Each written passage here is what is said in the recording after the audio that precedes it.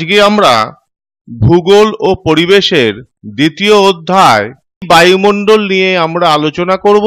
Troposphere, বায়ুমণ্ডলের যে প্রথম স্তর ট্রপোস্ফিয়ার।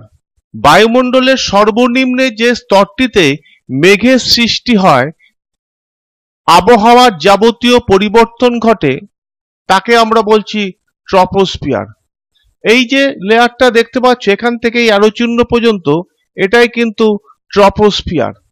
ঠিক আছে, অর্থাৎ আমরা কিন্তু ভূমি থেকে এখানে দেখো প্রায় 10 কিলোমিটার পর্যন্ত এইটাই কিন্তু ট্রপোস্ফিয়ার। ট্রপোস্ফিয়ারের ঊর্ধ্ব সীমাকে বলে ট্রপোপোজ। ট্রপোস্ফিয়ারের ঊর্ধ্ব সীমাকে বলে ট্রপোপোজ। এখানে প্রতি 1000 মিটার উচ্চতায় 6.4 ডিগ্রি সেন্টিগ্রেড হারে উষ্ণতা হ্রাস পায়। অর্থাৎ ট্রপোস্ফিয়ারে 1000 মিটার উচ্চতায় 6.4 ডিগ্রি সেন্টিগ্রেড হারে উষ্ণতা হ্রাস পায়, যাকে উষ্ণতার স্বাভাবিক হ্রাস বলে।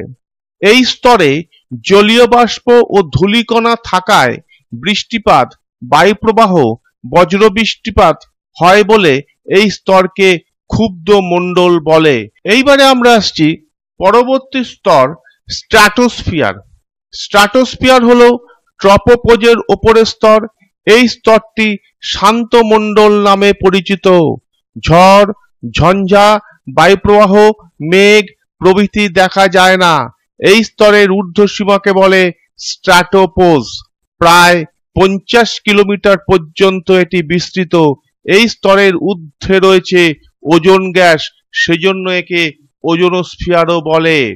স্ট্র্যাটোপোজের উপরে প্রায় 80 কিলোমিটার বিস্তৃত মেসোস্ফিয়ার। আমরা যে স্ট্র্যাটোপোজটা পড়লাম, স্ট্র্যাটোস্ফিয়ারের উপরের স্তর মেসোস্ফিয়ার, এর ঊর্ধ্বসীমা মেসোপোজ নামে পরিচিত।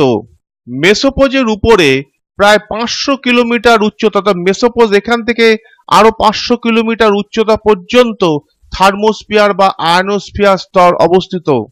এখানে সুমেরু ও কুমেরু অঞ্চলে মেরু প্রভা দেখতে পাওয়া যায়। মেরু জ্যোতি, যেটা অরোরা বোরিয়ালিস বা মেরু জ্যোতি, এই অঞ্চলে দেখতে পাওয়া যায়।